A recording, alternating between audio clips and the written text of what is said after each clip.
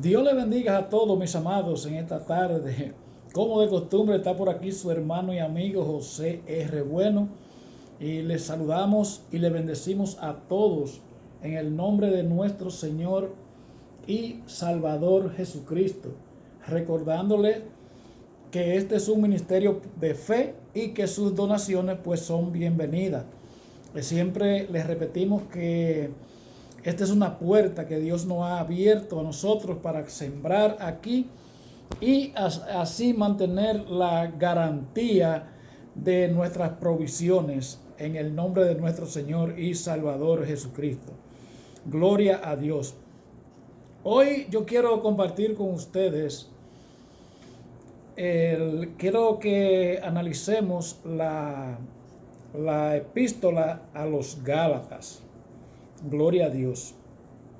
Y me dediqué un tiempecito ahí para analizarla un poco ahí. Ustedes saben que en este tiempo hay muchas personas que saben, lo bendecimos a aquellos, pero yo hice lo que pude, sabiendo que ustedes saben que yo no sé nada, gloria a Dios. Pero seguimos adelante. Algún día, aunque sea cuando estemos allá en el trono de Dios, pues allá aprenderemos, gloria a Dios. Pues bien, la epístola de los Gálatas, o más bien a los Gálatas, está dirigida a un grupo de iglesias en Galacia, que estaba ubicado en el centro de lo que hoy se conoce como Asia Menor. Los habitantes originales eran frigios y su religión rendía culto a la naturaleza. Y en estas ciudades vivían muchos judíos. Gloria al nombre del Señor. Cuando Pablo escribió, las iglesias de Galacia estaban enfrentando una doble amenaza que tenía que ver con pureza de doctrina y pureza de conducta. Ciertos individuos habían entrado en un terreno donde iban a pervertir el evangelio de Jesucristo. Eso usted lo puede ver ahí mismo en Gálatas 1:7 y Gálatas 5:10. Ellos insistían en que si bien la salvación venía de Cristo, las obras también eran necesarias para la salvación. Y los Gálatas estaban ya decididos a ceder a esta actitud judaizante y al error de los legalistas. Gloria a Dios. Usted lo puede ver eso en el 1:6 y en el 3:1. Y estaban regresando a la esclavitud de la observancia de los días, de los años, de los tiempos. Y o sea que de manera abrumadora Pablo destroza todos los argumentos en favor de mezclar a la ley con la fe, señalándolo que Abraham fue justificado solo por la fe 430 años antes de que se diera la ley a Moisés. Gloria a Dios. Entonces, eso lo estaba leyendo de un escritor, pero ahora vamos a trabajar nosotros mismos. Gloria a Dios. Me puse a analizar la epístola y todos sabemos que la epístola de los Gálatas o a los Gálatas fue escrita por el apóstol Pablo, gloria a Dios. Y la pude dividir en algunas 8 partes, gloria a Dios. Primero tenemos la introducción, gloria a Dios. Segundo, tenemos el motivo de la epístola, que se habían alejado del verdadero evangelio. Gloria al nombre del Señor. Por ejemplo, eso lo podemos ver en el capítulo 1. Gloria a Dios. En el capítulo 1 del 6 al 9. Bendito el nombre del Señor. Mire cómo dice. Dice, estoy maravillado de que tan pronto se hayan alejado del que os llamó por la gracia de Cristo para seguir un evangelio diferente. Y no es que haya otros, sino que hay algunos que os perturban y quieren pervertir el evangelio de Cristo. Mas si aún nosotros o un ángel del cielo os anunciare otro evangelio diferente del que os hemos anunciado, sea anatema. Gloria al nombre del Señor. También podemos ver que Pablo defiende su ministerio. Eso lo podemos ver ahí en el versículo 10. Dice: pues busco ahora el favor de los hombres o el de Dios, o trato de agradar a los hombres. Pues si todavía agradara a los hombres, no sería siervo de Cristo. Mas os hago saber, porque el evangelio que he anunciado por mí no es según hombre, pues yo no lo recibí ni lo aprendí de hombre alguno, sino por revelación de Jesucristo. Gloria a Dios. Y seguimos dividiendo la epístola, gloria a Dios. Y la cuarta parte que encontré fue: la justificación es totalmente por la fe, sin la ley y o sin la obra. Gloria al nombre del Señor. Eso lo podemos ver en el capítulo 3, versículo 1, cuando dice: oh Gálatas insensatos, ¿quién os fascinó para no obedecer a la verdad? A vosotros antes, cuyo ojo Jesucristo fue ya presentado claramente entre vosotros como crucificado. Esto solo quiero saber de vosotros: ¿recibiste el Espíritu por las obras de la ley o por el oír de la fe? Dice: tan necios sois, habiendo comenzado por el Espíritu, ahora van a acabar por la carne. Y eso por ahí sigue también. Eso es algo que... ¿cuál es el motivo el punto que el Señor me indicó para que le trajera hoy? Bueno, que es que hay una gran diferencia cuando nosotros somos religiosos. Eso lo vamos a ver un poquito más adelante. Cuando nosotros nos convertimos en religiosos, a pesar de que nosotros en estos tiempos no tenemos ese tipo de creencias que ellos creían, que ellos tenían antes, diferentes creencias como la idolatría, como los días, como los meses, como las noches, los días que creían en cosas nuevas, cosas raras, gloria a Dios. Pero nosotros, la iglesia de hoy, tenemos que tener muy en cuenta si nosotros en verdad estamos en el primer amor. Si nosotros nos convertimos en simples religiosos que vamos a visitar el templo un día a la semana y de ahí venimos a la casa, tiramos la Biblia y seguimos haciendo lo que nos venga en gana, sin tener una vida devocional, una vida programada con el tiempo de Dios, con el tiempo de la oración, con el tiempo de la lectura de la palabra. Y en vez de estas cosas, nosotros ocuparnos de la vida común y corriente que llevan la gente común y corriente, una vida bochinchando, una vida de pasatiempo, una vida en las redes sociales, una vida hablando por teléfono las 24 horas. Y ese tipo de vida, pues lamentablemente nosotros vamos a terminar en la religión. Vamos a terminar como el apóstol le preguntó, que si después de haber comenzado en el Espíritu van a terminar por las obras de la carne. Entonces eso es algo que nosotros tenemos que tenerlo muy en cuenta, especialmente en el tiempo que nosotros estamos viviendo, cuando se está ya todo lo que está profetizado para el tiempo final, ya está todo ahí.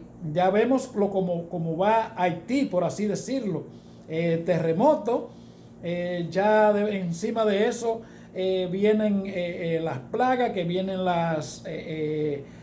hay también las lluvias, amenaza de tsunami y todas esas cosas, y también lo que está pasando, lo que pasó ahora en Kabul, allá en el pueblo afgano. Yo creo que estas cosas es simplemente una agenda en desarrollo. Recuerden que le estamos hablando muy claro de esto. Eso no es una simple coincidencia. Recuerde que con estas cosas era que estaba peleando aquel hombre saliente, gloria a Dios, todos sabemos cuál es. Entonces, esto es un tiempo que nosotros, la iglesia, tenemos que saber a dónde estamos parados y tenemos que tener una iniciativa de valentía, una iniciativa de que nosotros no podemos distraernos con las cosas de este mundo, que nosotros tenemos que apretar, porque en cualquier momento pues va a sonar la trompeta, gloria al nombre del Señor. También vemos que la norma de vida del creyente es según la gracia, no según la ley. Eso usted lo podemos ver en el capítulo 3, versículo 25, dice la Biblia, dice, pero venida ya la fe, ya no estamos bajo ayo. O sea que ya nosotros, después que tenemos la fe, nosotros no estamos bajo el yugo de la esclavitud de la ley. Nosotros estamos bajo la gracia. Gloria al nombre del Señor.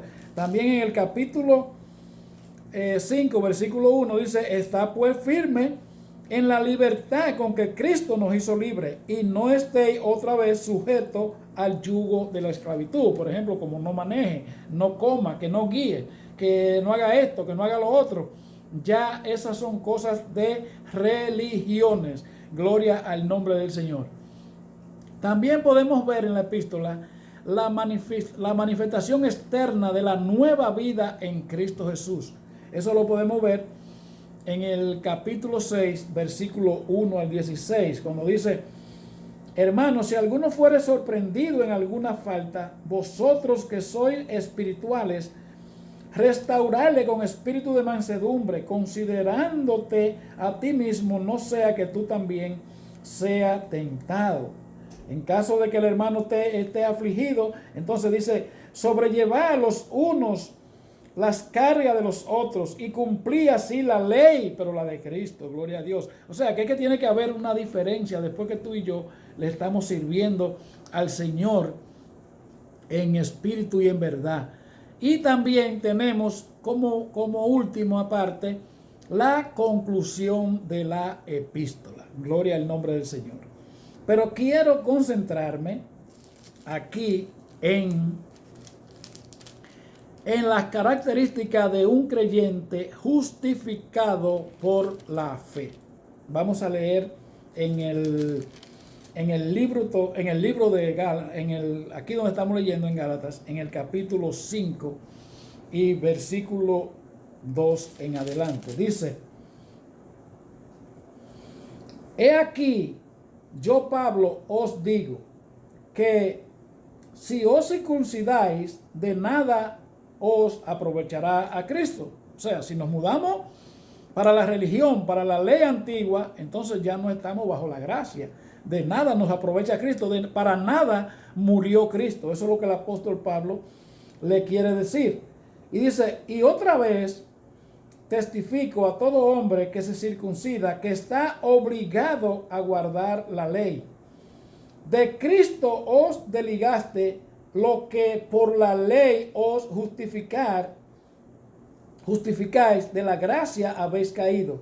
Pues nosotros por el Espíritu aguardamos por fe la esperanza de la justicia. Porque en Cristo Jesús ni la circuncisión vale algo, ni la incircuncisión, sino la fe que obra por el amor. Vosotros corríais bien. ¿Quién os estorbó para no obedecer a la verdad? Esta persuasión, o sea, de eso que ustedes se han convencido, no procede de aquel que los llama. Dice, un poco de levadura leuda toda la masa. Dice, yo confío respecto de vosotros en el Señor, que no pensaréis de otro modo, mas el que os perturba llevará la sentencia, quien quiera que sea. Yo, hermanos, si aún predico la circuncisión, ¿por qué padezco persecución todavía? en tal caso se ha quitado el tropiezo de la cruz. Ojalá se mutilasen los que os perturban, porque vosotros, hermanos, a libertad fuisteis llamados, solamente que no use la libertad como ocasión para la carne, sino servíos por amor los unos a los otros. Porque toda la ley en esta sola palabra se cumple: amarás a tu prójimo como a ti mismo. Wow. Mire qué fácil se hace la Biblia, ¿eh? La Biblia entera casi se traduce en amará al Señor, amarás a tu prójimo como a ti mismo. ¿Qué es lo que quiere decir amar a tu prójimo como a ti mismo? Que yo tengo que considerar a mi hermano, a mi amigo, a cualquiera que yo vea por ahí, no mirarlo, no medirlo por sus condiciones, no medirlo por su estatus social, no medirlo por su piel, por su físico y por nada, sino amar a esa persona como alguien que Cristo pagó por ella. Gloria al nombre del Señor. Pero aquí se sigue poniendo un poquito más caliente. Cuando dice en 5:16, dice: digo pues, andar en el Espíritu y no satisfagáis los deseos de la carne, porque el deseo de la carne es contra el Espíritu, y el del Espíritu es contra la carne, y estos se oponen entre sí para que no hagáis lo que queréis. Pero si sois guiado por el Espíritu, no estáis bajo la ley. Gloria al nombre del Señor. Bueno, aquí vemos, como dijimos anterior, la nueva vida del creyente, justificado por la fe. Pero aquí tenemos la lucha. Aquí tenemos la lucha. Y tenemos la gran diferencia y la clara diferencia de que no es lo mismo nosotros simplemente visitar una iglesia, de que no es lo mismo nosotros convertirnos en religioso, o cualquier ser humano llevar una simple religión a llevar una vida en Cristo Jesús, en obediencia. Es que hay una lucha, tú y yo tenemos que tener en cuenta que estamos peleando una batalla mientras estemos vivos, mientras estemos aquí en esta tierra, en este cuerpo que obviamente es que vamos a estar. Pues tú y yo tenemos que pelear esa batalla y asegurarnos de que tú y yo le dedicamos tiempo a la vida devocional en Cristo Jesús, para entonces tú y yo poder llenarnos de Él, para poder vivir una vida en el Espíritu, y así nosotros poder vencer las obras de la carne. Gloria al nombre del Señor. Entonces el apóstol Pablo le escribe y le dice: y manifiestas son las obras de la carne. Oye, la obra de la carne se pueden ver a un lejos. Eso es lo que el apóstol le está escribiendo a la iglesia de Galacia. Él le está diciendo, es que eso se nota, eso se ve a un lejos. Esas cosas son notorias. Las obras de la carne, ¿cuáles son? El adulterio. El adulterio no tenemos que hablar de eso, porque usted sabe que yo siempre hablo de esas cosas. El adulterio, mire cómo empiezan las obras de la carne. O sea, en otras palabras, cómo empieza el pecado. Cómo empieza el apóstol Pablo a enumerar los pecados. Empieza con el adulterio. ¿Por qué el adulterio? Bueno, porque esos pecados tú y yo los cometemos. O sea, quien lo comete, yo no cometo eso, gracias al Señor. Gloria le doy al nombre del Señor, que yo vivía en todas esas esclavitudes, pero ya yo no estoy ahí. Gloria al nombre del Señor. Me perdonan, pero yo no estoy ahí. Gloria a Dios. Soy un hombre imperfecto, con todas mis debilidades y mis cosas, pero ahí no estoy. Gloria al nombre del Señor. Ese pecado se comete con nuestro propio cuerpo, o sea, con el propio cuerpo del ser humano. Y tú y yo fuimos llamados, este cuerpo fue creado para que Dios habitase en medio en nosotros, dentro de nosotros. O sea, que tú y yo somos templo del Espíritu Santo, y esos son los pecados que esos son los peores pecados, son los peores capitales, aparte de otros que hay. Pero el pecado que se comete con el propio cuerpo, ese es uno de los que está en los número 1 en la lista. Entonces mire cómo sigue. La fornicación, lo mismo que estamos hablando. ¿Qué es fornicar? Usted llegar al acto con alguien que usted no ha contraído matrimonio. Eso se llama fornicación. Y por eso es que sigue. Entonces mire cómo dice, la inmundicia, todo tipo de inmundicia que se comete con nuestro cuerpo. Estos son los pecados que están en primera lista. ¿Por qué? Porque tú y yo no fuimos creados para que andemos como perros y perras viralatas. Tú y yo fuimos creados para la gloria y la honra del Señor, porque tú y yo somos hechura de Él, creados para buenas obras, y todas esas buenas obras para las cuales tú y yo fuimos creados, Él las separó desde antes de tú y yo existir, desde antes de la fundación del mundo. Así es que te invito para que dé la media vuelta, mi hermano. La lascivia. Entonces aquí viene después la idolatría.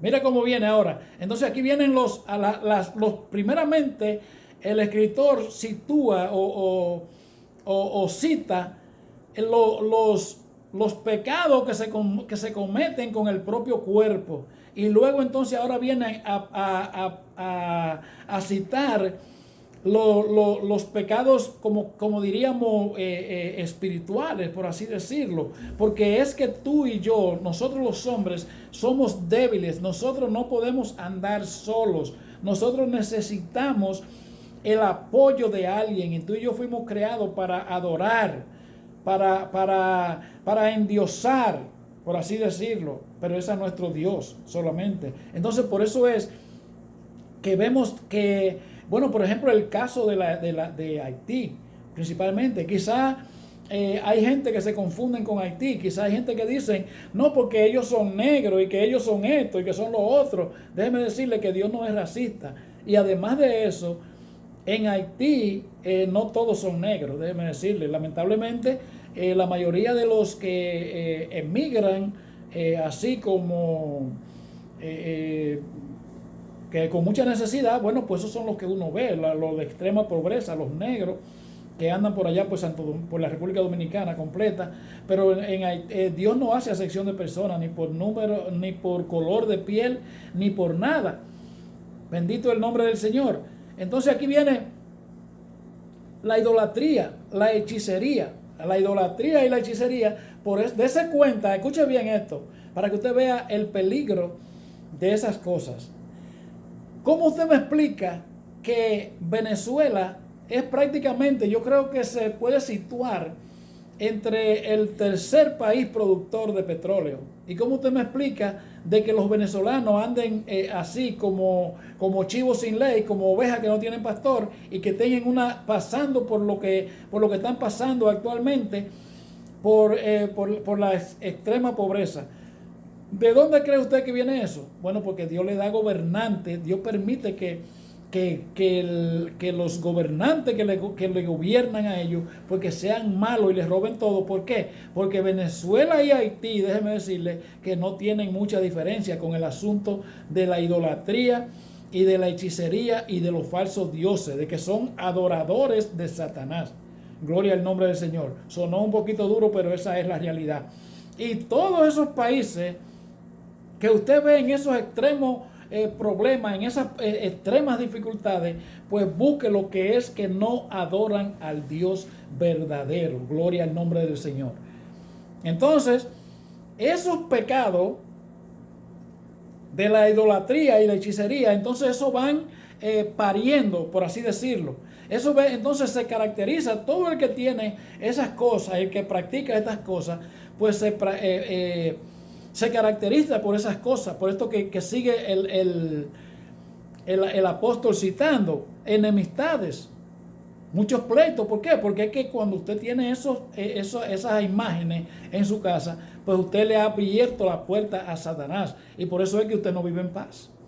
Por eso es que en su casa no se vive en paz. ¿Por qué? Porque usted no le ha abierto la puerta al Rey de Reyes y al Señor de Señores. Usted le ha abierto la puerta a los demonios.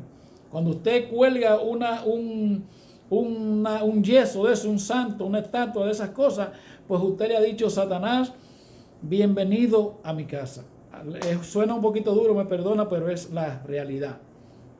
Gloria a Dios. Entonces ahí siguen los pleitos, ahí vienen los celos, hay problemas en los hogares, viene la ira, hay problemas en los hogares, en los vecinos, con el prójimo, con quien sea. ¿Por qué? Porque es que donde no está Dios, pues entonces lo que hay es problema. ¿A qué fue que vino Satanás?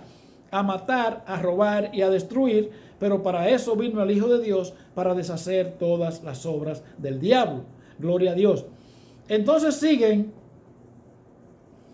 con contiendas, divisiones, herejías, envidias, homicidios, borracheras, orgías. Ya usted sabe de las orgías. Ahora que estamos viviendo unos tiempos que ya usted sabe que estamos viviendo los últimos tiempos, mi hermano.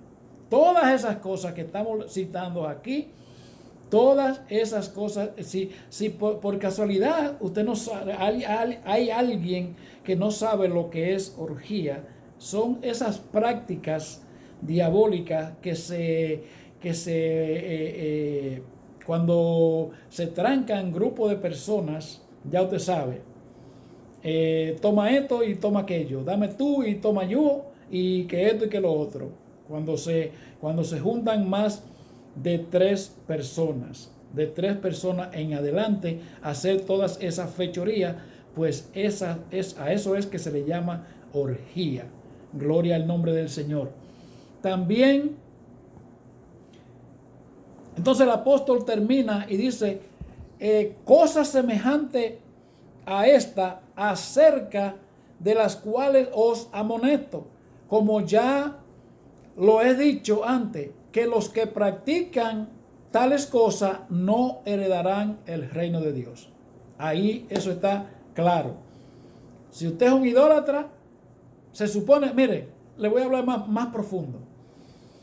Los que viven con los santos, con los llamados santos en las casas, se caracterizan por estos problemas. Porque no tienen paz en la familia.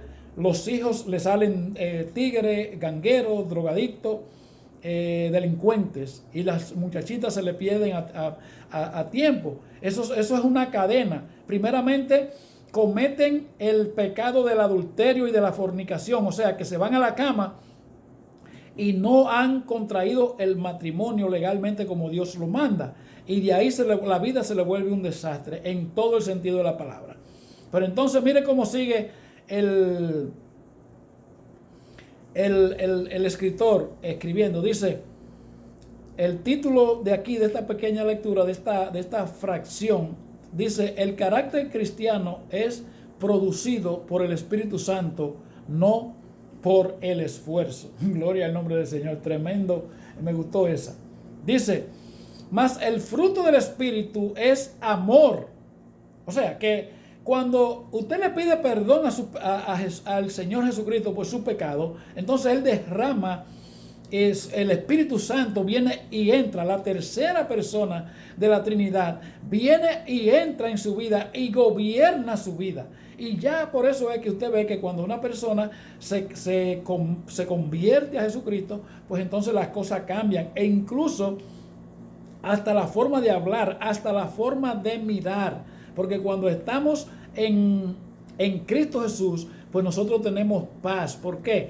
Porque ya el Espíritu produce todas estas cosas. Mire cómo que empieza. Lo primero que produce el Espíritu es el amor. ¿Por qué? Porque ya usted se ama a sí mismo y ya usted no vive como si usted lo odiaran, o si usted fuera una pieza más simple, una simple pieza aquí en esta tierra. Y eso le va entonces produciendo el gozo. Usted vive con una vida bonita, con una sonrisa, con una vida alegre. Entonces usted vive en paz y puede tener paciencia y puede ser benigno. Gloria a Dios. Y puede ser bondadoso. Y de ahí mismo se produce la fe. Usted no anda desesperado. Usted no anda pensando de que el mundo se le va a caer encima. Usted no anda pensando, creyendo de que su vida es una desgracia. Usted se para en los dos pies y dice, bueno, no, aquí yo no tengo problemas. Los problemas míos están en la mano de Jesucristo el Señor. Entonces mire cómo sigue el apóstol diciendo, mansedumbre y templanza.